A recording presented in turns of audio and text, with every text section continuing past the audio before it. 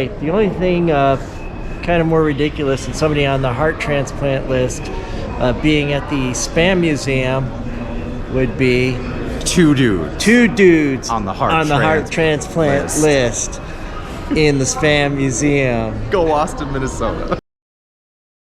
Well, this is how this all came down. Our wives met in the waiting room for cardiac cath lab.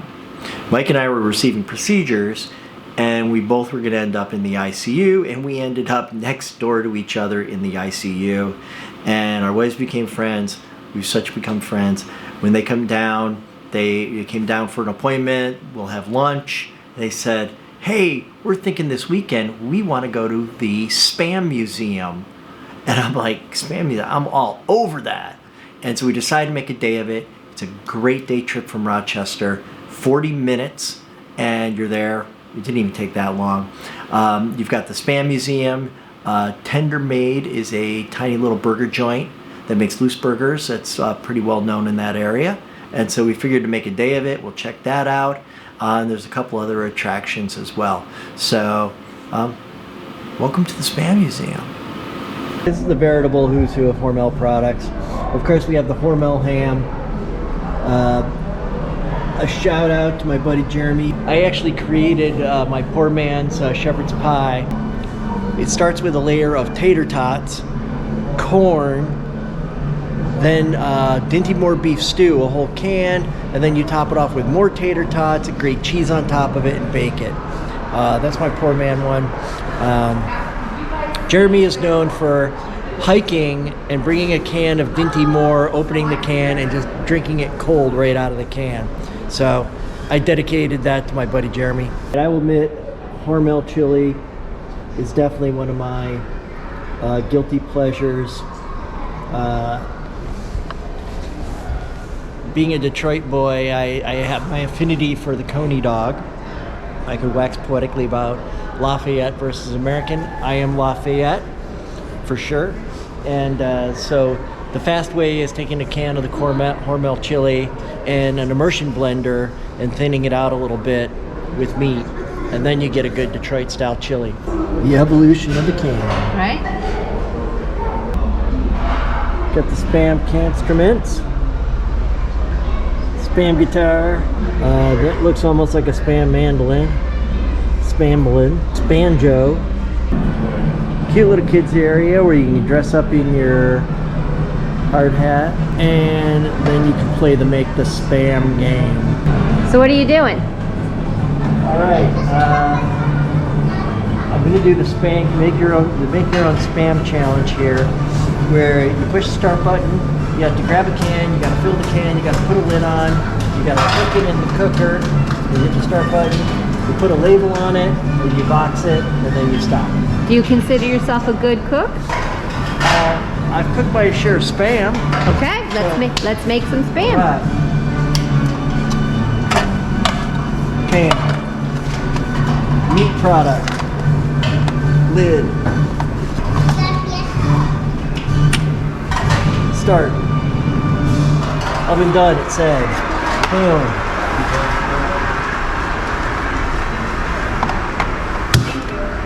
And your time? 20 seconds. 20 seconds. Awesome. All right, you got to definitely cover World War II when it comes to Spam, because that was part of the originals. Well, I think they were A-rats rather than C rations. But yeah, they got the Jeep and everything here. A couple funny quotes from Eisenhower that he actually forgave the Hormel company for ever creating Spam because he's eaten his share of it. One soldier was quoted as saying, "You never really know how delicious Spam is until you eat it in the bottom of a foxhole." This is a custom-built motorcycle that is the first bacon-fueled motorcycle. 800 cc's. That is awesome. You're not even 20 cans tall. I'm not even 20 cans tall. You are a mere 19 cans. 19 canner. So Mike, what's your thoughts on the Spam Museum? Oh, it's just fascinating. So much information. I mean, did you know? I mean, like, you always knew, but I mean, you don't know until you actually see the history of it, which is super cool. Like, I mean, just like the innovations that they made and that are still around today. That's pretty cool. The misconception is that they make Spam from all the little parts like ears and snouts and all that stuff. No, it is pork shoulder, aka the butt, and then you've got the rump, which is actually ham, which are two of the best cuts of your pork there. Then you've got, of course, salt, water, potato starch, with a bit of a thickener, and then they do add sugar, and then finally sodium nitrate. Just when you have a salty meat, you add more sodium. This is the Epcot world of Spam. Got the little British pub. I have never had Spam with mushy peas. Japan, I have had Spam in Japan. It's like a bento box. That is totally a bento box of Spam. Philippines, I've never been yet. I do know that they are pretty partial to their Spam products. Yeah, Latin America, Central South, and South Korea. Korean food, David Chang fame. This would be good with kimchi. Yeah, owner of Momofuku.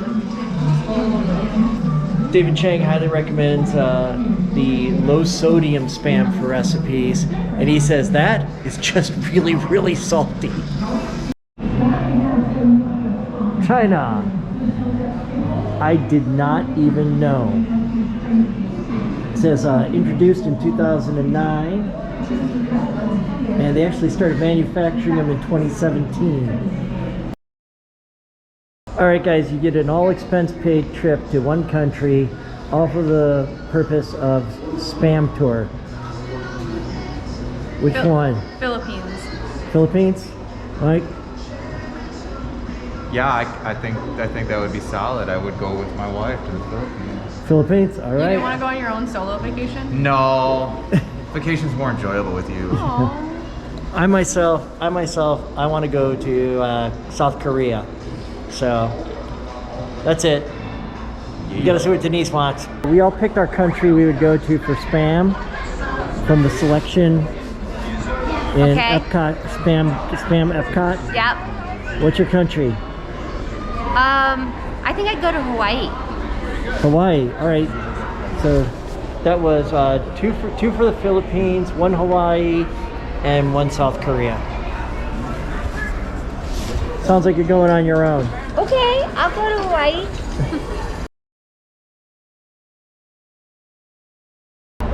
Here's one I have not actually tried, the fortified turkey spread.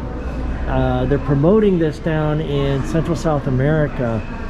If you think about it, the Hormel products are shelf stable, so they can last a really, really long time, and they do provide a lot of nutrition. You know, especially if you get very, very little bit of fat and in your diet, there are definitely benefits to that.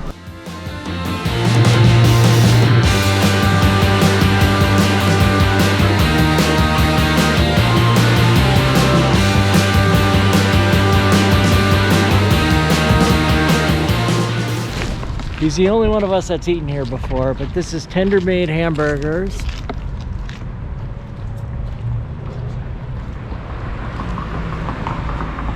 Which looks like my kind of place. And the buffalo sauce, like in terms of flavor and stuff. Jenna, what would you say between the barbecue and buffalo sauce? What is the flavoring difference? Have you ever had like hot sauce? That's buffalo. That's more like buffalo. One's hot and one just has a little bit hard. I'm gonna go back to the bacon cheeseburger. Okay. All right, since 1938, I'm excited. How are you? I'll have a cheeseburger with ketchup. Cheeseburger with ketchup? All right, what you got going, hon? I have bacon cheese loose meat sandwich with pepper jack.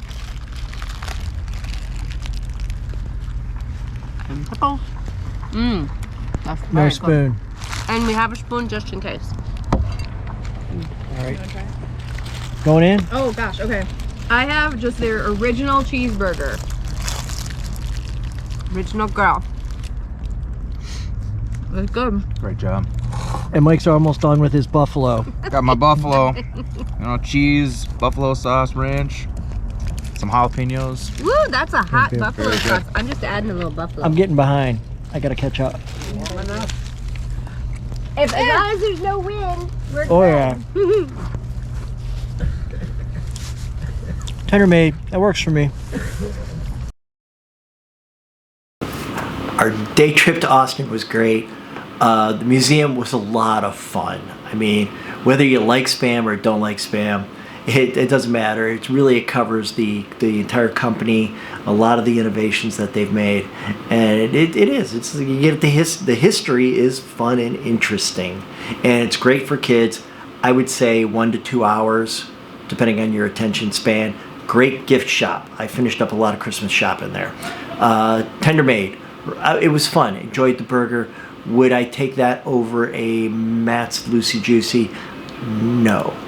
Other things to do, the nature preserve. That would be fun for kids. They got a nice interactive learning environment. And they have some trails as well.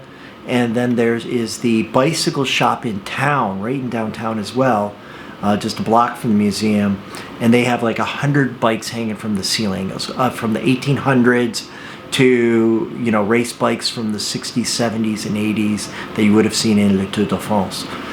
So that's fantastic. They even have a bike that Robin Williams owned that they got at auction because he was actually very much an avid cyclist, and so they had one of his bikes there, and it was just really a fun-filled day, and got to catch up with friends. So hey, if you're looking for something to do that's within an hour of Rochester, get away from Med City, that's a great idea. Go to the Spam Museum.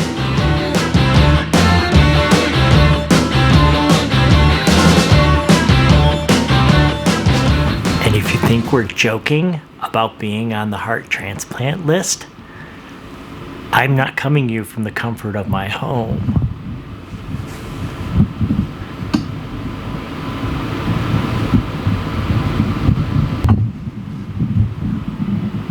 I'm in the CCU.